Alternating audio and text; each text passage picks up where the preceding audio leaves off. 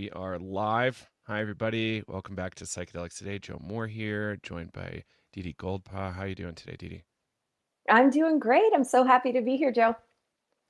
Happy to have you. It's been a long time in the works for us to make this happen, and I wanted to actually show the cover of your recent book. I assume this is your first book that you've This is published. my first book. Yeah. Yeah, Embrace Pleasure: How Psychedelics Can Heal Our Sexuality. It came out in July, June. Yeah, it's been out about 2 months now, and it's been doing really, really well. I mean, it's been a really interesting experience because as I was Hmm. writing the book, colleagues in the field had sort of given me some level of warning about potential backlash in writing a book about psychedelics and pleasure. And warned me about potential negative reaction. And I think that was coming from a really sincere and genuine place. And what I've learned in the past 2 months is that people have been dying to talk about this and are much more open to looking at different ways that psychedelics can be beneficial to them outside of the medical model. In the past 2 months since the book has been out, I have received dozens of emails from folks, some people sexual trauma survivors, some people just interested in exploring psychedelics that have found the book really meaningful. And every one of those emails means so much to me. It's really been amazing. I love that. Yeah, I remember us talking about kind of predicting the heat that was going to come your way, and I think you hit the right cultural moment because it's I don't know, like things have become so tough and become also in a lot of ways so obvious that this is something that we need to dig into and actually face squarely. How did that come Absolutely. forward for you? Yeah. Well, I mean, the ideas for this book really, I mean, there's a lot of different ways I could talk about how this book came into the world, but it was really an idea that took hold as a response to what I saw as an incredibly over medicalized dominance within the field of Hmm. psychedelics. I really didn't think that was going to serve all people. As you know from reading the book, feel like there is a time and place where psychedelic assisted therapy is exactly the right thing. But I mean, we had this sort of deeply capitalistic championing of the clinical model as the only safe model. So I really wanted to start building dialogue about other ways people could think about psychedelic healing.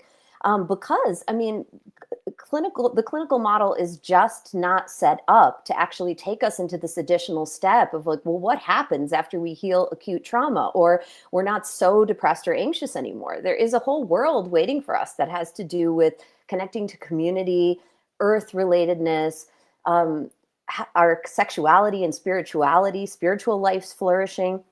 So it felt really important to sort of build something that was an answer to that. And what I can assume is over the past year, there's been some really critical moments that this sort of blockbuster, uh, seemingly unstoppable, monolithic psychedelic assisted therapy movement all of a sudden got halted by a lot of practical things. The FDA, about stocks crashing. We don't have to get into all of the politics of the situation, but I think all of a sudden people started to think the way that we were told it was all going to go down, maybe isn't exactly going to, it's not going to work out that way. And what is left for us?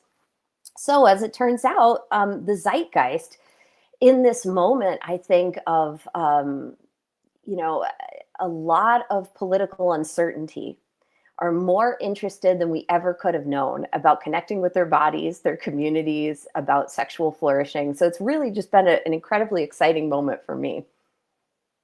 Mm. So let's give a little bit of your background before we kind of dig more into your book. So how did kind of therapy and kind of psychedelics come forward for you Mhm. as a social worker? Yeah. So I'm a clinical social worker and I'm a therapist in private practice in Woodstock, New York. My day-to-day life is mostly seeing therapy clients, supervising therapists. I do a lot of consulting work in the field. I do ketamine assisted therapy.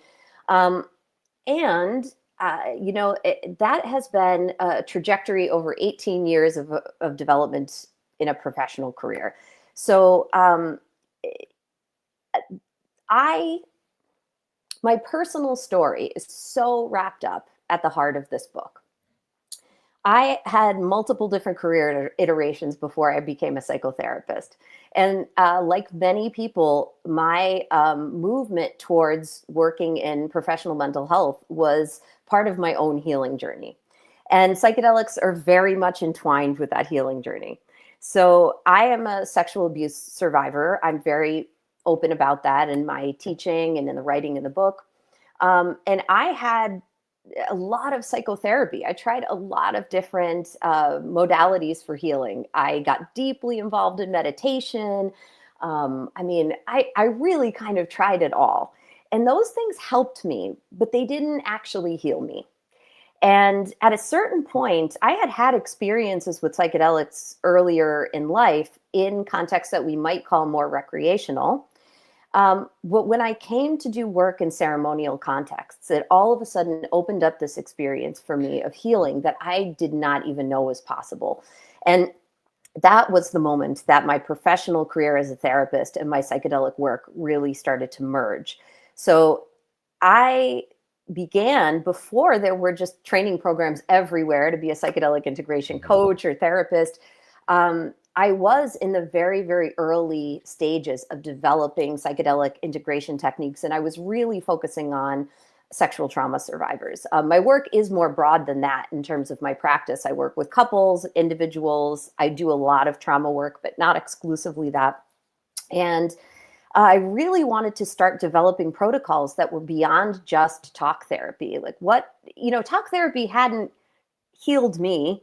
So why would I think that that was the only way that other people could heal too? So I was really looking at how to help people in post psychedelic states. And from there, I think my work has really taken off in the direction of not just how do we effectively integrate a psychedelic experience for an acute level of healing, but how do we take this and really make it medicine in our lives? How do we go from I feel better to I am engaged with the world, right? I am living a life that's worth living. That is so Mhm. much at the basis of the work that I'm interested in doing with people. Yeah, I think one of the one of the handful of things that made me kind of get excited about your book is that I've been talking about these kind of non-psychotherapeutic modalities for a long time and that they can be really effective. And for instance, my chronic pain went away by, listening to music in live settings, and like I'll be really honest, overusing psychedelics and MDMA. And but my chronic pain went away. So who's to say it was really overusing?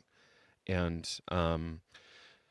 me really, but I think but I'm on a more clean path, I guess, but there was a lot of pleasure there and there was a lot of safety and trust and fun. And I think in a lot of ways that those are big themes that you're touching on in your book is like, oh, it's okay to have fun. It's okay to feel good in my body. It's okay to feel good with other people. And another point, not all pleasure is sexual, right? Like a lot of people read it and Oh, they're like, yeah. "Oh, sexual." And then they're like, "Wait, what about eating?" Or like doing fun things, you know? You Yeah. left me so many little gems there. I think, okay, let me see if I can piece this apart a little bit. So, the first thing is there is sexuality is right in the title of the book, but Mhm. really what I'm interested in is very much about like how our sexuality is actually a part of our intrinsic life force. And Mhm. the point that you're making, like all pleasure, sexual pleasure is a powerful form of pleasure, but so can any kind of erotic experience, meaning an experience that connects us to our life force, can be equally powerful and sensual, right? So, really, what I'm interested in is the erotic. Dancing is a great example of that, right? Anything that connects us to our bodies with other people, I think our creative work really is pointing to this idea of erotic energy. So you started your comment by talking about this idea of overuse. And obviously, that's very individual. Like when someone says, I'm overusing something, that's their own personal judgment as to Is it causing harm in their life? There may be a lot of different factors that go into overuse.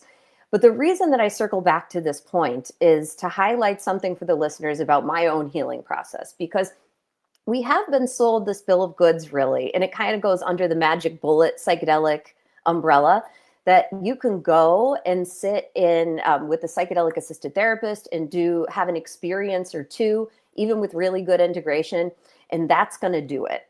And for some people, that may really help set them in the right direction. But my book and my philosophy is really thinking about psychedelics as a path in our lives. Does it mean you have to do it all the time? No, but it actually might mean that at strategic moments in our life, we return to these medicines as a way of helping us through not only difficult experiences, but rites of passage. I am very, very interested in how we can look at the roots of psychedelics in indigenous cultures that are still living traditions today. And rather than appropriating them or feeling that we have to go into those cultures and possibly cause harm, what can we do with this blueprint to actually create a new psychedelic reality that's relevant to us in this moment, that has to do with music, community, coming together with in intergenerational systems of support, and potentially looking at psychedelics as something that's integrated into our lives holistically. For me, my initial work around my trauma healing was really with ayahuasca, and I did a lot of ayahuasca ceremonies before I really Hmm. felt like I was in a different place. We are not talking about like one or two dosings of MDMA and a very nice therapist holding your hand. I did many ayahuasca ceremonies over many years. And I do talk about this as sort of a key life experience that gave rise to the philosophy in the book.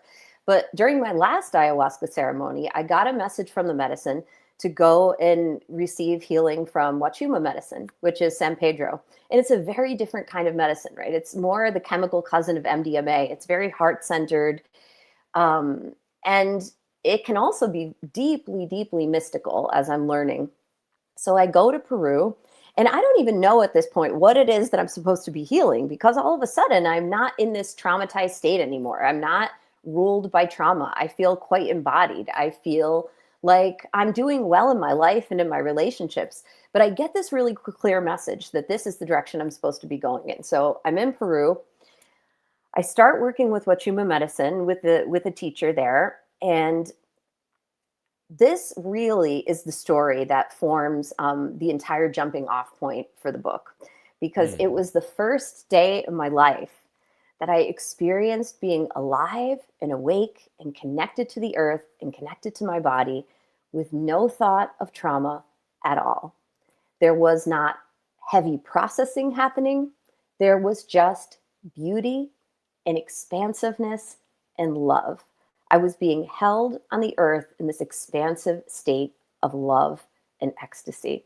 Mm. And that's what really turned me on to this idea that this is the piece we are just not telling people about. It isn't all hard work. Hard work is the thing that gets you to this place that you really get the healing. That was the healing. I just didn't know it at the time. I did all of this really heavy trauma processing and thought, well, I'm pretty healed now.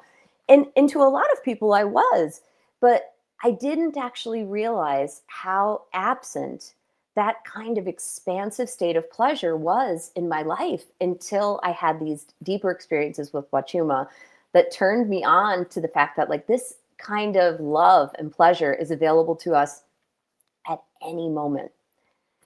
Hmm. Yeah. I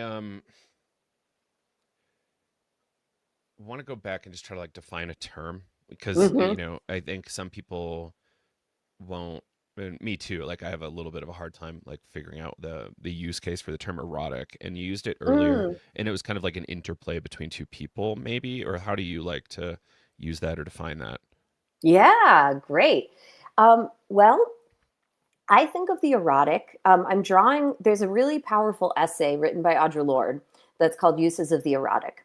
And I really integrate her definition. And it's the erotic energy is really our life force energy. It is anything that falls into the realm of the expansive, the liminal, the creative.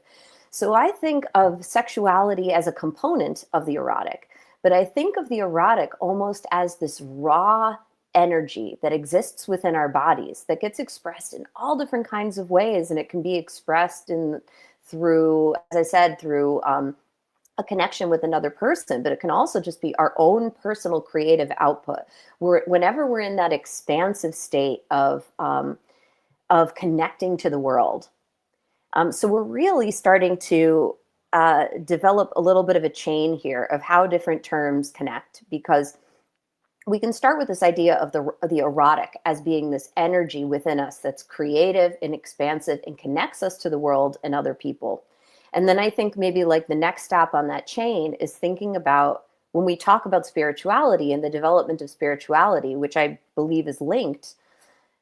I think about that from a very pragmatic place. And it's how connected are we? How connected are we to the divine within ourselves, to the earth, to other people?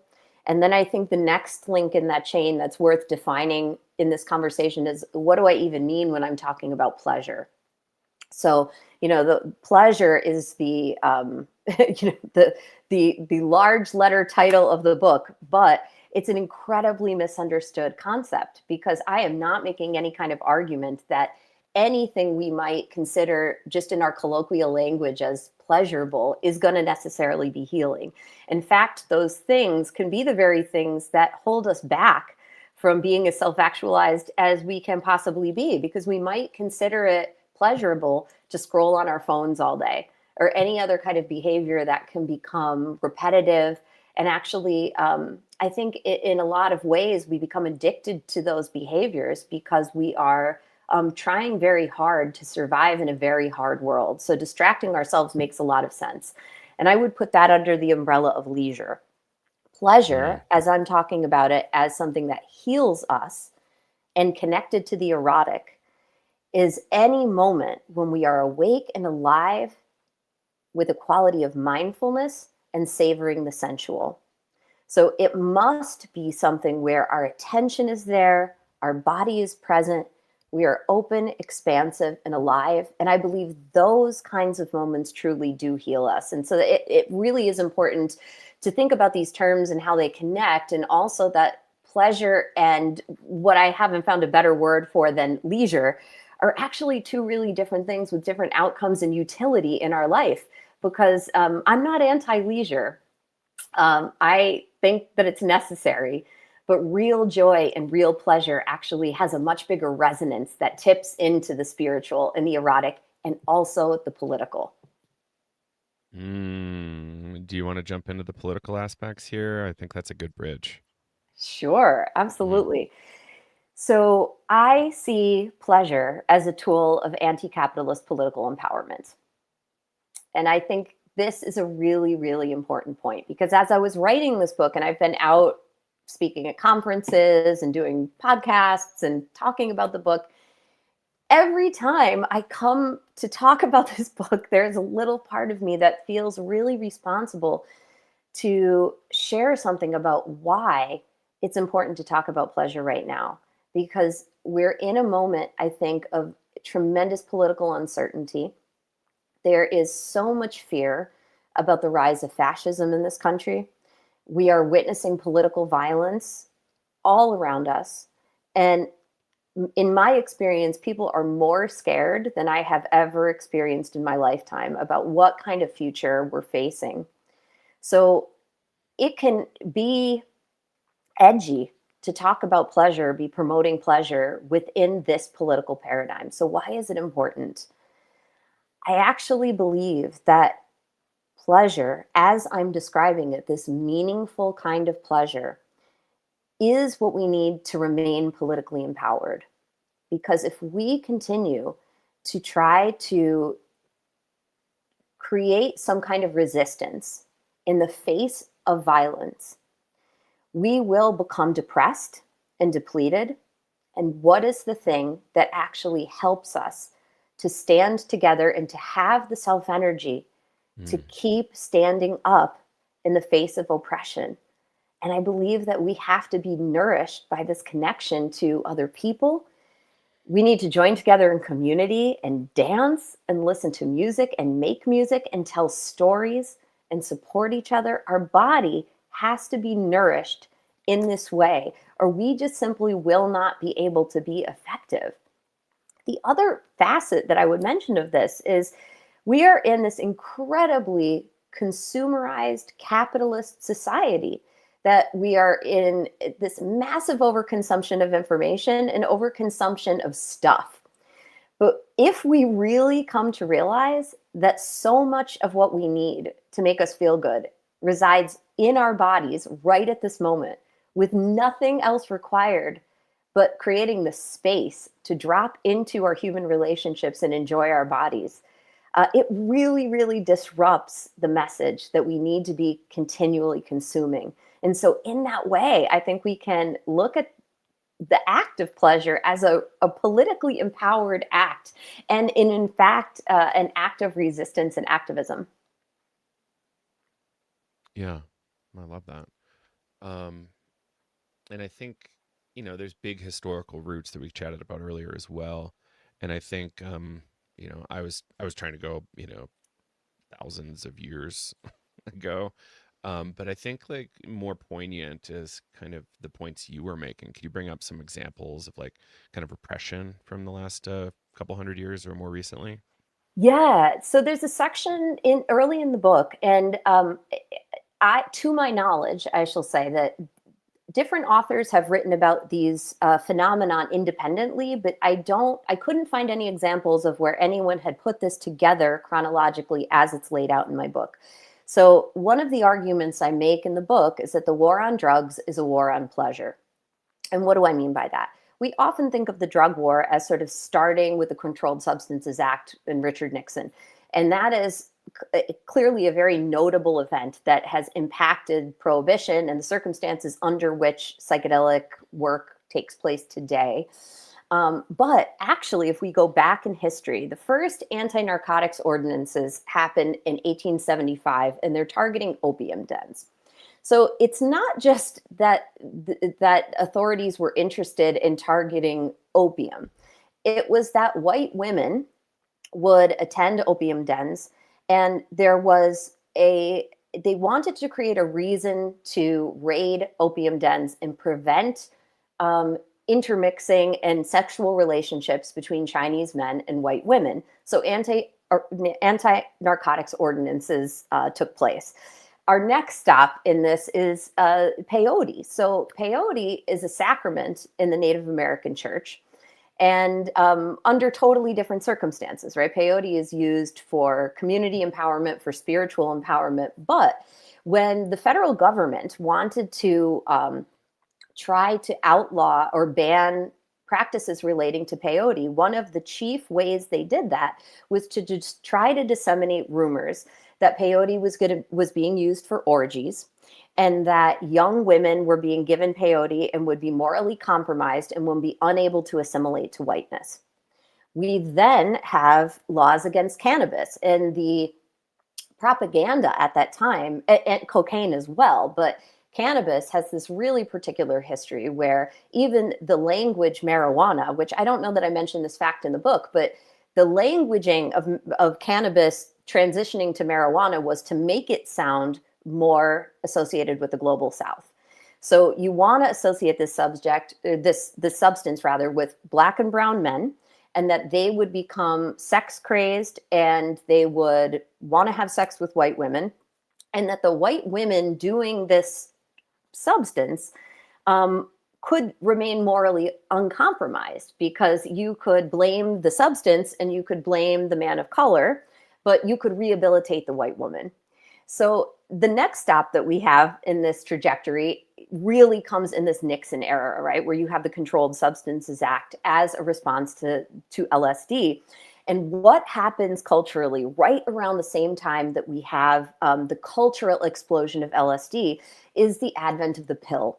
So all of a sudden you have these two really powerful chemicals that are helping people to connect to pleasure and sexuality, and are making women more politically empowered to be able to control their bodies. Now, just worth note, I don't mean to present this entirely rosy picture of the LSD era and the hippie era, that there was no problems there. And it was just that it was all wonderful for women, because there were a lot of issues that we can point to that happened around that culture as well, in terms of, women's equality or lack of equality. But it's undeniable that this was a moment of sexual revolution. And it was exactly that, a revolution of sexuality and a revolution of thought, that made it feel so dangerous to the government. And there's one more example that I give in the book that I think is really interesting, because it's rarely looped in with this kind of bigger trajectory. And that is how MDMA came to be made illegal. So, just in very brief history of MDMA, MDMA, as many people know, before it was a scheduled substance, it was used widely in couples therapy. Shulgin resynthesizes MDMA, gives it to Leo Zeff. All of a sudden, couples therapists are being trained to use this, and it's effective in treatment. Therapists are seeing great responses. When MDMA starts to get heat from the federal government is when it seeps into nightclub culture. When people start to use MDMA for joy, for dancing, that's when it gets on the radar of the federal government. And all of a sudden, MDMA is a substance that we need to regulate. So the brief addendum to that, if listeners don't know, is that when the hearing happened that did make MDMA illegal, the federal government, or the DEA court judge, if I'm getting this correct, determined based on testimony that MDMA actually did have medical utility. And that decision was basically overridden, and MDMA ends up on Schedule 1, as we know, as it remains today.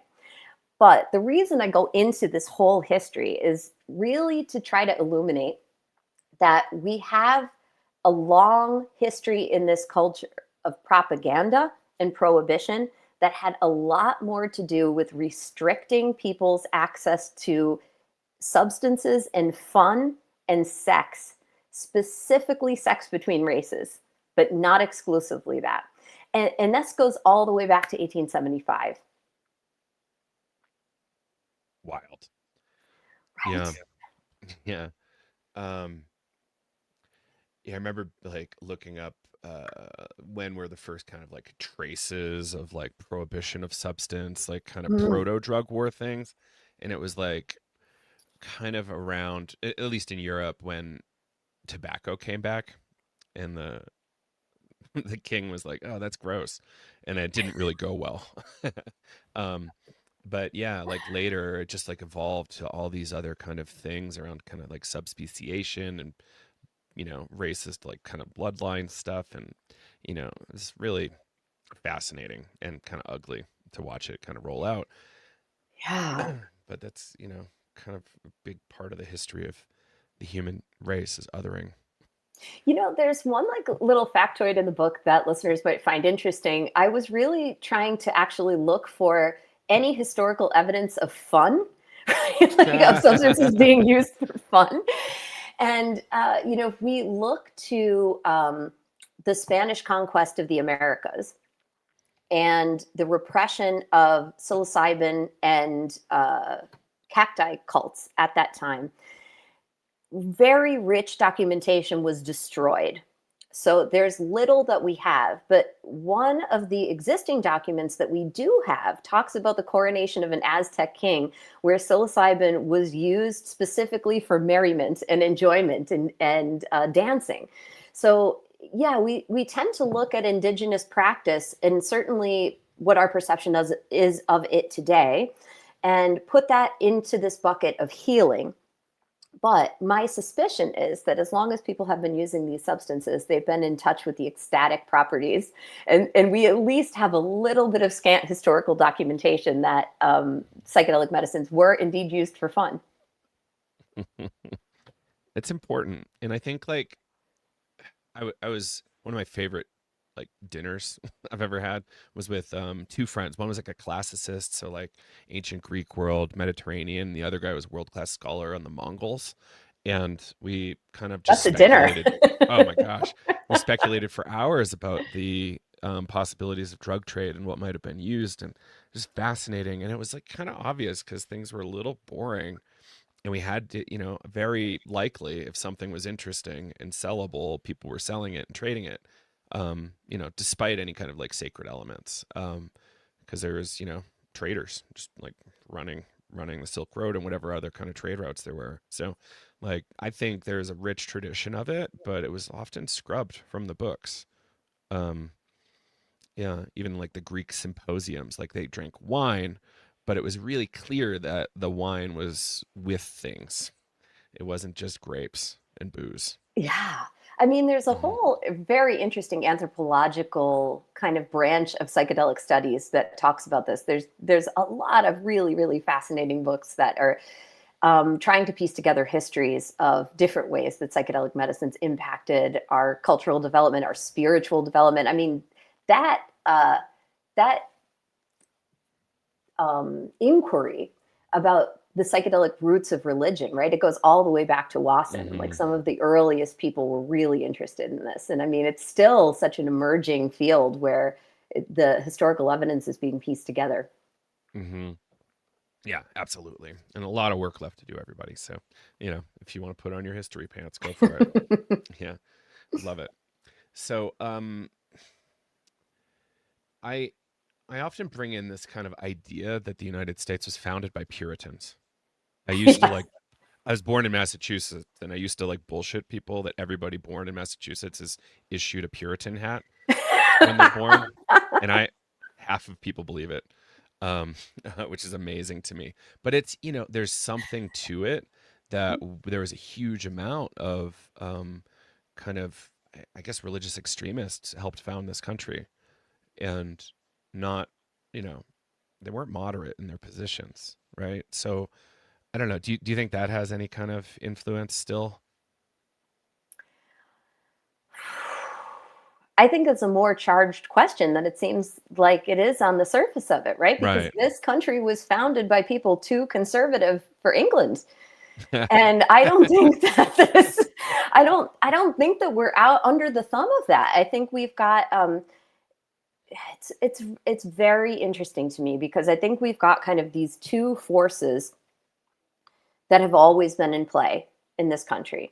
And they sort of emerge and get stronger, and then they ebb and they flow again, which is this deeply Christian supremacist movement that seeks traditional, I don't even know what it is, what tradition it is that they're referring to, but a traditional view of family and gender roles. And then we have these periods of cultural backlash to that. I think right now we're in a moment where those two opposing forces are at a fever pitch. And it makes a lot of sense to me that this is deeply, deeply in our cultural paradigm from the foundation of this country. Hmm. Yeah. There's definitely a lot of interesting religious undercurrents. We don't have to go too deep in it, but like the Protestant work ethic idea, the idea of like predestination, your kind of fate to heaven or hell was kind of like preordained before you were born, which is huge in certain threads of Protestantism. And you're right, like that idea that this was too conservative for England, and like that's such an interesting thing to consider, um, and really powerful. And Yeah. hmm So I think people should sit with that eventually and spend Well, some I think time. I have a comment that I think could Please be do. a little bit of a helpful way of pulling some of this together. I think when we think about this idea of Puritanism, it's very much an anti-pleasure. Um, there's an assumption that somehow pleasure is going to lead to sin. That pleasure is associated with laziness. There's that Protestant work ethic thing that we're talking about.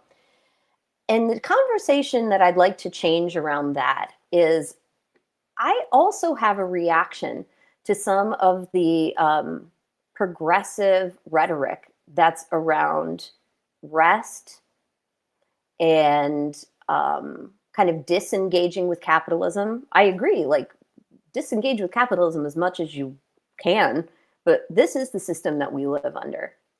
And it is really important to find rest in our bodies. Like working ourselves to death is not a good thing. And sometimes actually, what our bodies do need is rest.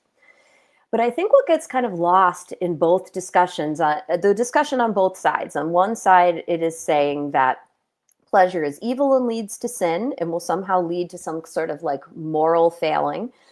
And the other says that actually your life can be, you could just like bypass all of this capitalism stuff. And what you should focus on is just like rest and empowering yourself around rest.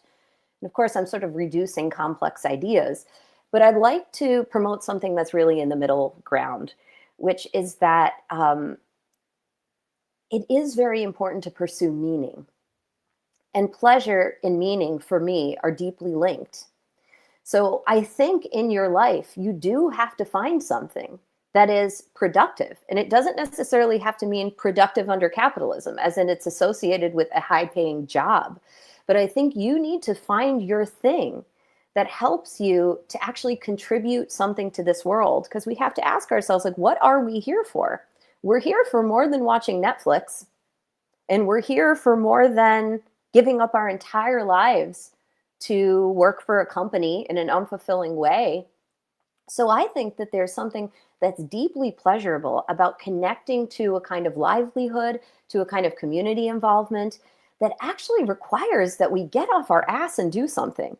I mean, rest when you need to, work hard when you need to, but a fulfilling life, a pleasurable life, is one where more often than not, we're doing something that we find emotionally and spiritually meaningful and connected deeply to our ethics and morals that contributes to making this world better in some way for other people. And I think, again, I'll just connect that to a lot of what we hear in the contemporary rhetoric around trauma healing. Healing from trauma can be very exhausting, and you might feel like you really need to rest. But in fact, when you're spiritually depleted, all the rest and sleep in the world isn't going to do it for you, because what you actually need is to find the energy to connect to meaning in your life and connect to other people. And it does require some motivation and energy. And hopefully, I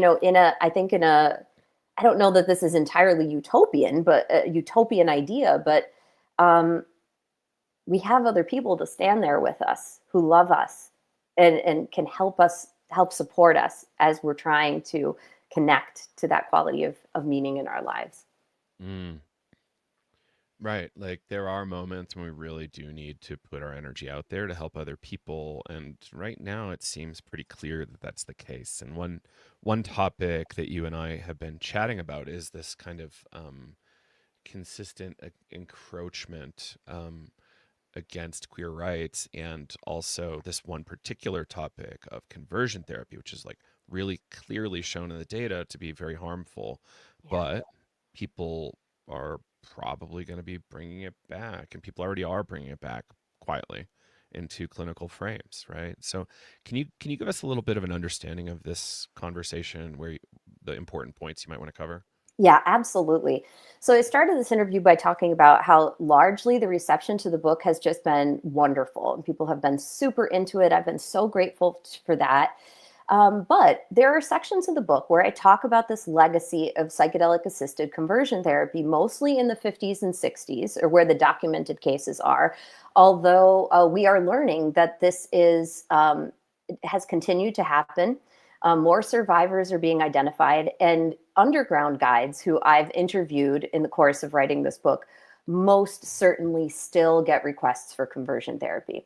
So, what has seemed to be really difficult to people is that I do name several beloved figures in the history of psychedelic medicine who practiced conversion therapy. And many people have a really hard time with accepting that figures that contributed a lot and are quite beloved might have also had ideas that were accepted at the time that we now realize are really harmful. Hmm. So I think it's really important at this juncture to define what conversion therapy is and is not, Yeah, because that can please. really help people to understand some of the pushback around these discussions of historical figures and what we can do going forward. So there's a perception that conversion therapy is a coercive treatment inflicted upon queer minors or trans minors, mostly by religious clergy or other kind of fundamentalist counselors that seeks to reorient them to cisgenderness or heterosexuality. That's not an accurate definition of conversion therapy. Conversion therapy is any therapy, whether it is voluntary or not, that aims at changing the gender identity or sexuality of the person, or upholds an idea that heterosexuality is a healthier, more natural, or desired outcome. So if we look at a lot of these historical cases, I think we really can see that the figures who engaged in this behavior were doing voluntary treatments with consenting adults who came to treatment for distress related to their sexual identities, for depression, for anxiety. And yet, these treatments existed within a cultural moment that I think we still exist in, that suggests that it would be easier to be heterosexual or cisgender. And that instead of receiving affirming treatments that can uplift the sexuality of someone, the treatment of the depression amounted to conversion therapy, to suggesting that treating the distress, in other words, can actually and has actually caused a lot of harm.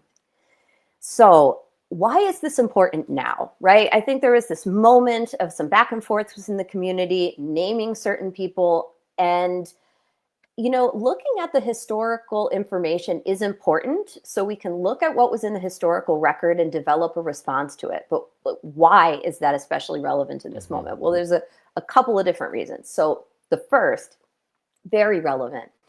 In 2026, the Supreme Court will decide a case called Childs versus Salazar. And this is a counselor in the state of Colorado who is seeking to challenge the ban on conversion therapy to minors by clergy and counselors and religious counselors. Now, if this person succeeds in the Supreme Court, this could effectively void bans in 24 states and the District of Columbia, paving a way for conversion therapy practices to once again be legal. So we've got a attempt that is going to be heard by the Supreme Court that can once again really create vulnerability for some of our most vulnerable people who are queer and trans youth. The way that I see that this is particularly important to develop consensus within the psychedelic community and guidelines that ban the use of conversion therapy with psychedelics as consensus within our clinical community is a few reasons. One, psychedelics are no longer something that is just centered in liberal ideologies. There is a huge interest in the right wing at supporting psychedelic assisted therapies. And my concern is that one of the reasons that this is looked at as something that is so interesting to them is not just to support veterans, but because conversion therapy could make a big comeback. Now, we can look at medicines like ketamine that are integrated into clinical private practice right now without a lot of oversight. And for as much critique as I have about psychedelic clinical trials, for a lot of reasons, the one thing that they do have is at least moderate oversight. So we know conversion therapy practices are not happening in clinical trial contexts, but there is nothing to say that as these medicines become more widely available, that they couldn't be used in private practice settings. And that feels really important to me. And the other piece that I want to mention is just the suggestibility factor of psychedelics. One thing that the clinical literature tells us is that psychedelics make people more suggestible. And when we look at conventional conversion therapy, non-psychedelic conversion therapy, 80% of the people who have received this treatment as a minor experienced lasting harm in the form of depression, anxiety, increased suicidality. We know it has no efficacy or medical utility. and we know that it harms people. And my concern is, as we integrate psychedelics into that, or if psychedelics were to be integrated into that, the harm will be greatly compounded. So I think we're in a cultural moment where we really have to acknowledge that past harms occurred, look critically and compassionately at the people who practiced conversion therapy, hold them as complex figures in a historical moment. But it is so much more important to me that we go beyond this heroes and villains, or I should say more like perpetrators and survivors paradigm, and think about, like, why is this so important now that we understand our history?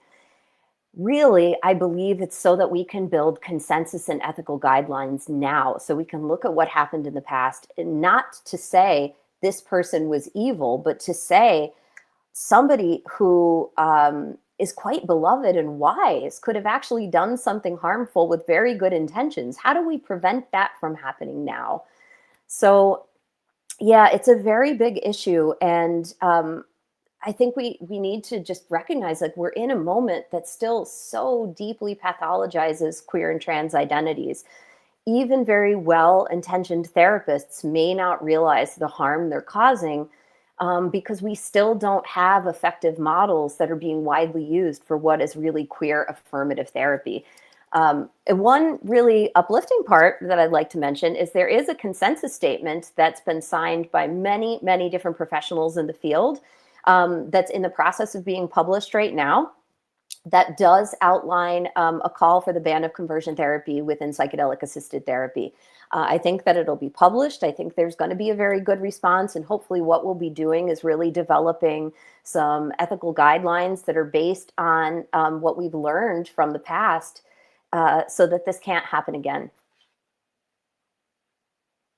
Yeah, I think we really need to stay on top of this because, if I'm reading the political climate, like it seems as though this case will succeed. And we really need to like put up defenses and media and interpersonally to help defend against that because we really don't want to be harming people. It's kind of one of the things in the clinical frame that we don't want to be doing is harm. Do no harm is kind of fundamental, right? So, yeah, I guess there is this like challenging metaphysics, right? Of like, oh, if they're gay, then they go to hell. So like, what's more compassionate? But that's not really what we should be doing here. Like that's not a settled question, the afterlife and ethics, morality that like inform that. What's settled is clinical outcomes and like the science behind that. And, what is the most compassionate thing? To give people really good, healthy, comfortable lives in the way that we can through our current tools. And harming is a thing we shouldn't do, I think. Could be wrong, but I think we shouldn't be harming people. I think at its foundation, what we need to be doing is helping people to self actualize, and then they can make choices in their life, right? You can choose how you, on a personal level, want to reconcile your own religious beliefs with the sexuality that is inherent to you. But I think fundamentally, as a profession, we need to be coming from a place that we see all sexualities and gender expressions as valid, healthy, and normal. And that needs to be the cornerstone of how we're working with all people, whether they're voluntarily asking for their sexual orientation to change, or whether whether they're part of a religious community that believes otherwise. I think it's our professional obligation to uphold the dignity and worth of all people and identities. Yeah.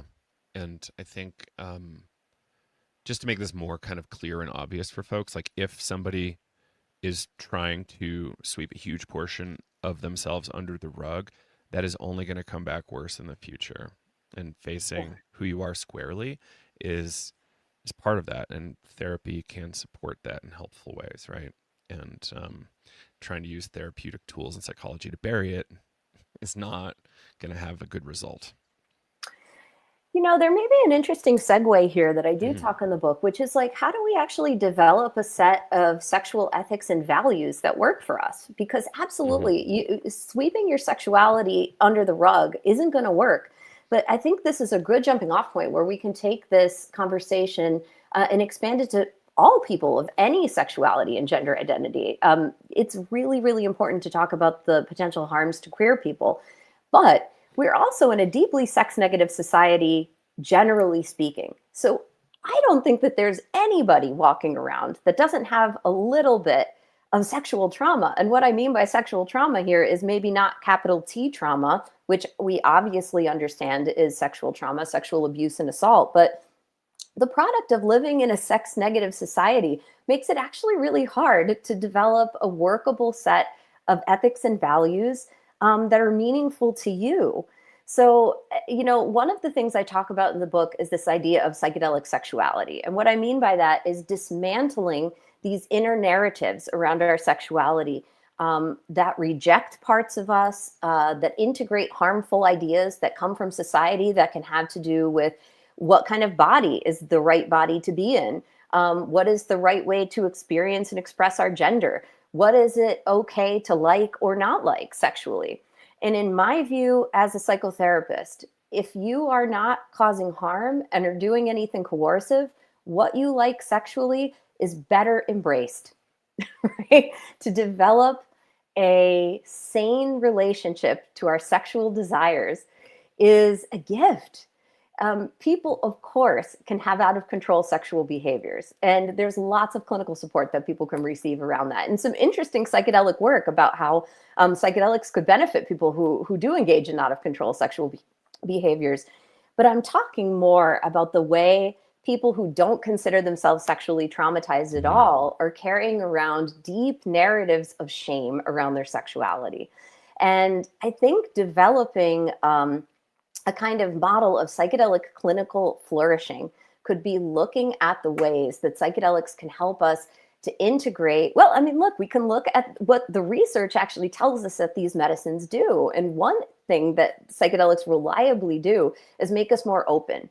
And the reason I think openness is such an important character trait when we're thinking about developing a healthy set of sexual boundaries, ethics, and a healthy erotic self is because it does allow us to begin to think creatively about all of the ways that culture has given us deeply misogynistic or homophobic or transphobic or fatphobic or ableist views that we then apply in the sexual arena and apply to ourselves.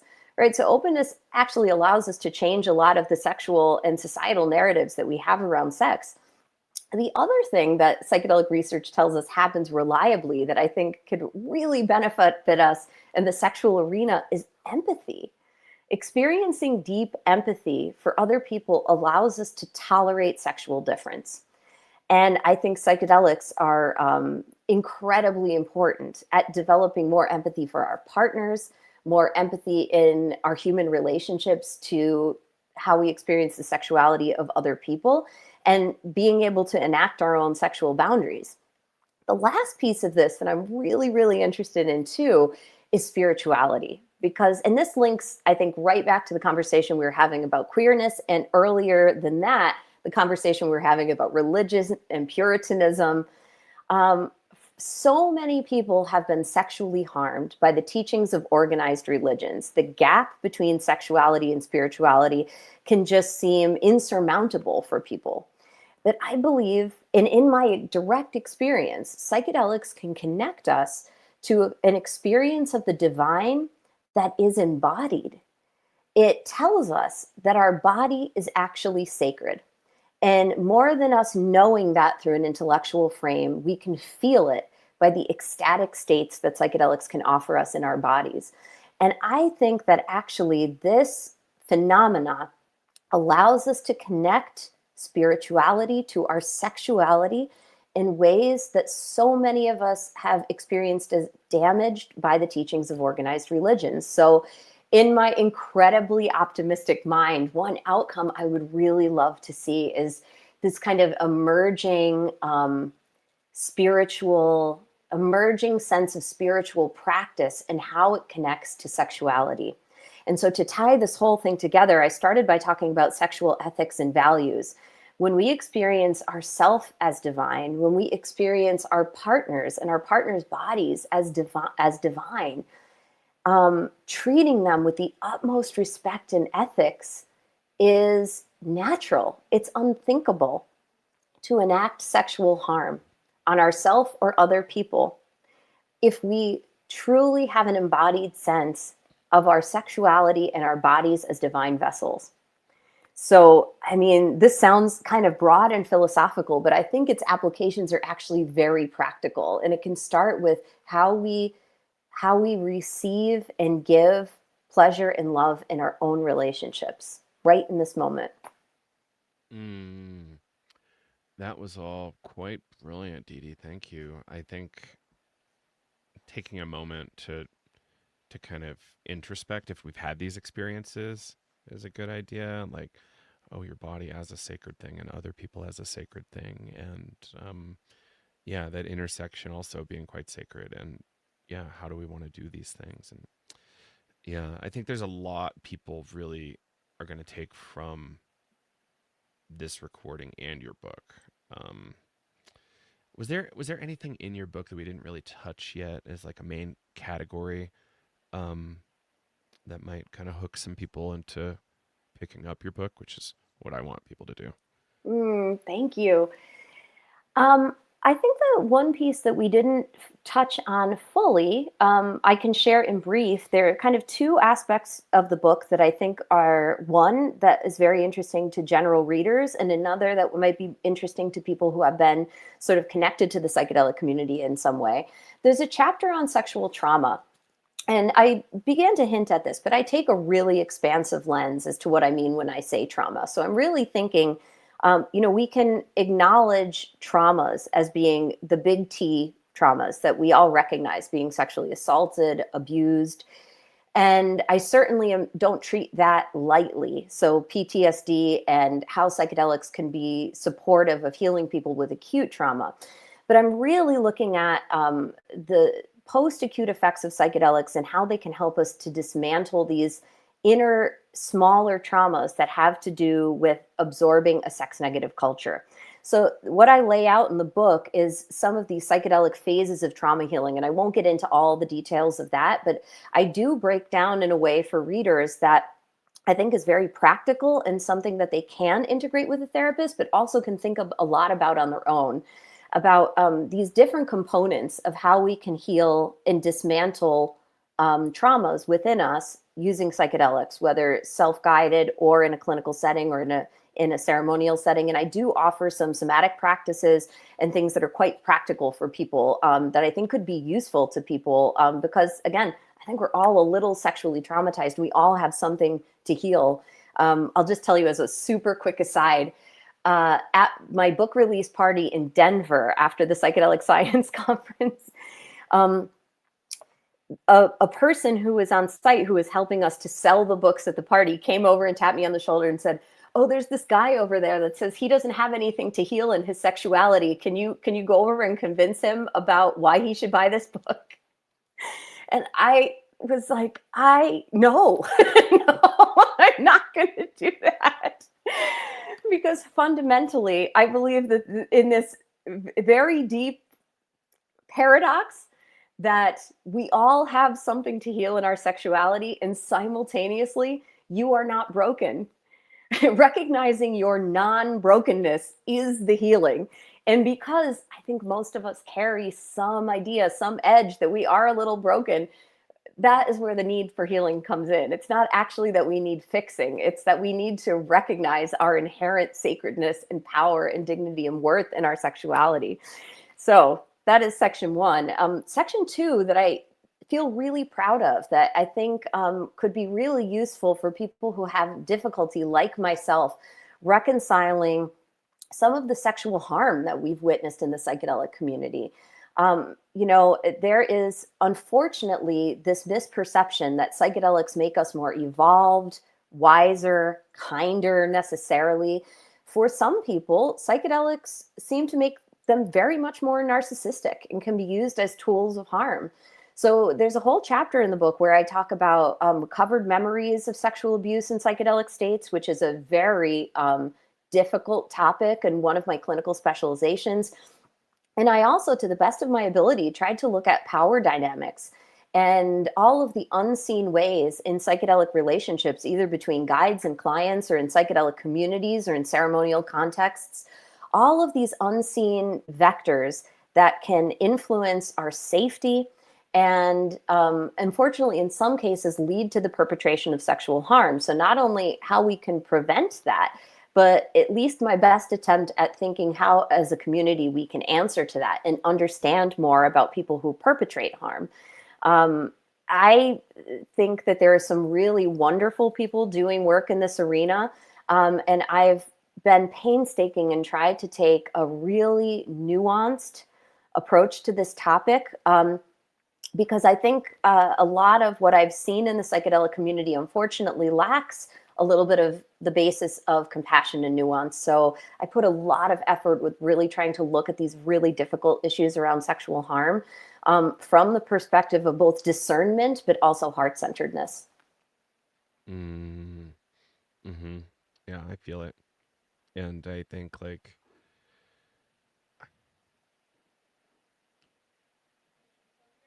I don't want to go hard on therapists right now, but often there's this like disconnect, right, between like I'm this professional and this is what I do, as opposed to like I'm a feeling human that wants to like be with other people and help other people in this way. And I think like even in, I'm sure you've seen this, but in some of our trainings, we have doctors say, I feel like I'm a human again, not Mm, like I'm this person kind of positioning myself as clinical expert. Um, like I actually can relate with people in a new way that I haven't been able to since med school, which is like what a yeah. trauma, right? And Oh, medical training is partly a masterclass in dissociation.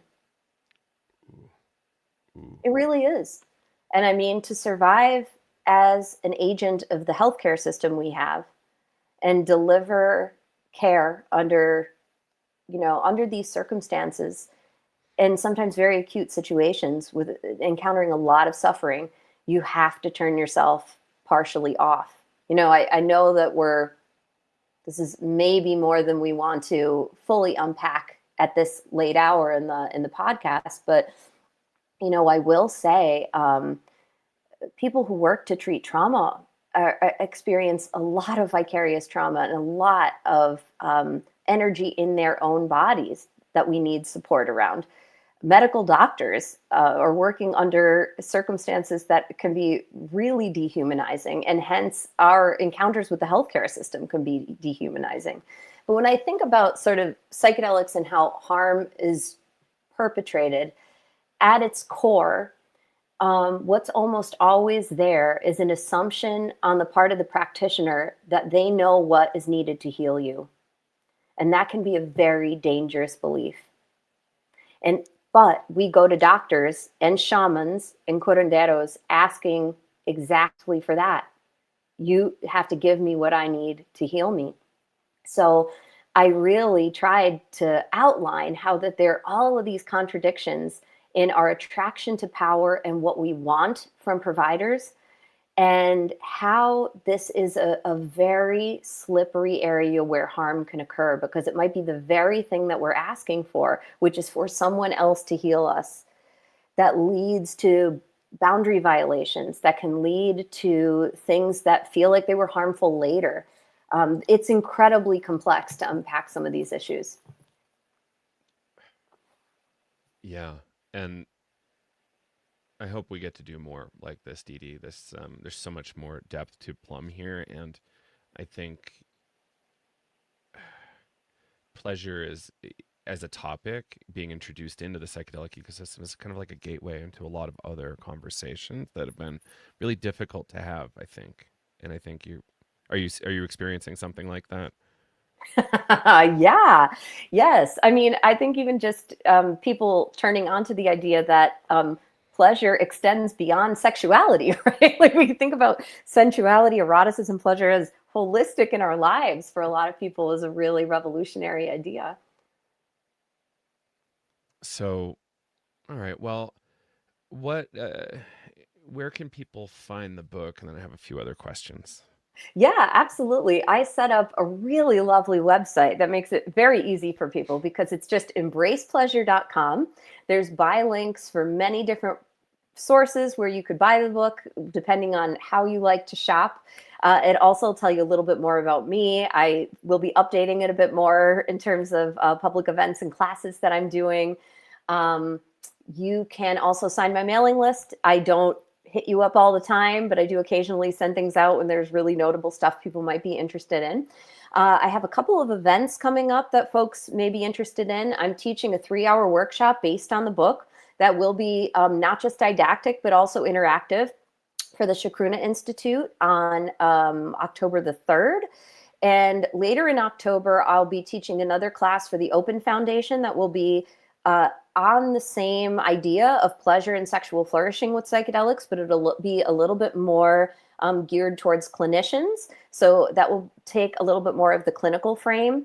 And then I've got like a vast amount of teaching stuff that's outside the psychedelic community as well. But those are two examples of institutions within our psychedelic community that will be offering things based on the book. Yeah, brilliant. And I'm glad you mentioned that because that's what I was going to ask about events and in-person opportunities. And I've heard you've become quite the party thrower with a book launch as well. I mentioned this to you already, but I'll share it. When I was in the throes of writing this book, and it's a long book, it's like 350 pages with um, like many, many citations. It's a heavily, it's not an academic book, but I really wanted to make sure I was buttressing my arguments with academic sources and that I wasn't just like pulling this out of the air. So it was a lot of work. And when I would just be in the thick of things, I would just look up and think, just imagine the book release party. Imagine your book release party. And then in July, I was actually driving to the book release party and I thought like, this is the thing. I did all of this for this moment. I'm getting to go to the book release party. So what a wonderful opportunity to look at pleasure as a motivator to create something of meaning, right? Absolutely. Yeah, it can be used skillfully. Absolutely. Um, yeah, I think there's a lot of lessons there. Can't wait to throw my next Absolutely. party. We'll see. Yeah, cool. Well, Dee Dee, thank you so much for making it. I really appreciate your time and your commitment to these issues, and I really hope we can just continue to amplify the message. It's so important, and thank you so much. Thank you so much, Joe. This was awesome. I'll come back anytime. can't can't wait. It's gonna be fun.